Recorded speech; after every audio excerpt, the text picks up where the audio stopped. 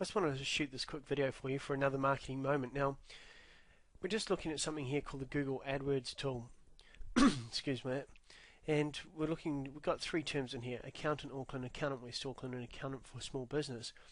And what I want you to take a note of is not even the traffic, it's just the cost, the average cost per click. It says approximate CPC, which means approximate cost per click.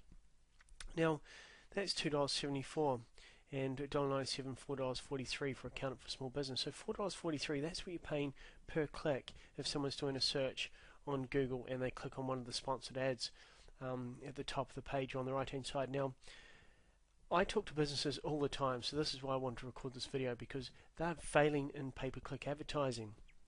Now, I was talking to a chiropractor the other day, and they're not making any money from pay-per-click at all. Now, they're driving paid traffic to a website that doesn't convert, and I wouldn't even show you the website because it's embarrassing. I can't believe anyone would even set up an account and sell them these services without getting this sorted first. That's putting the horse before the cart. Or the cart before the horse, sorry. Horse before the cart is exactly what we want. Now, what I'm talking about is when you've got a website, you should have some type of analytics on it. And whichever way you're driving traffic there, you should understand your average value of your visitor. So that means you get, say, 1,000 visitors to your website, and if you sell a $2,000 worth of product, that you make $2 per click.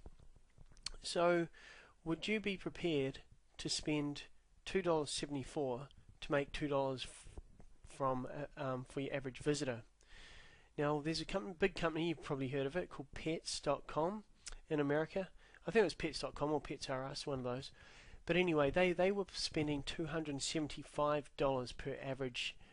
It was their average cost per customer, and they were actually generating $75 from each of those $275 customers that they got in. So that business is now gone, and you can imagine paying out $275 and getting $75 back. It's much like me in the stock market. That's how I play, and I don't touch that anymore because something about it just doesn't work for me. So this is what people are doing on pay-per-click advertising. You know, if they're spending $4.43, if you got 100 clicks there, and that'd cost you $443.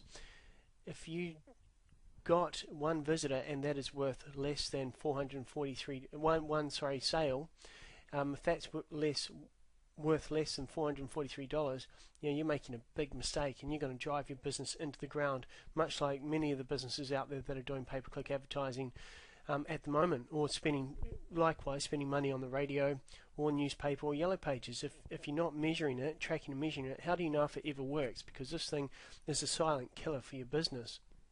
Because cash flow is king, and if you're giving away as many $100 notes all day long and someone's giving you $75 back, you're not going to be in business for very long. And this is where you really have to understand, you know, the conversion elements and, you know, how you nurture those relationships with potential clients when they come to your website.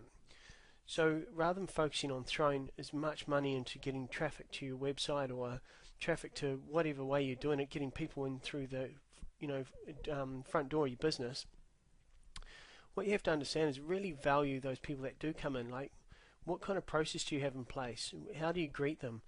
I've got some amazing examples, even in a retail store. Like, what do people do when people come into a retail store? They go, "Can I help you?" And what's the normal answer? Is something like, "No, I'm right." And what other questions can you ask? Now, I've got some super secret questions I'm not going to let out because they have transformed retail businesses. But you really just have to put your thinking cap on and start firing off those kind of thought brainwaves instead of going into Google and trying to type the answers in. And, you know, it just makes common sense when you think about these processes, but no one spends a time of day thinking about the process. What's it like for a customer when they walk in your door or come onto your website? What happens when they come in? What happens when they put their name and email, if you're getting gathering names and emails for a database, which most businesses aren't? What do you send them? And if they inquire, do you send them a valuable pack? How much is a customer worth to you? How much are you prepared to spend on a customer?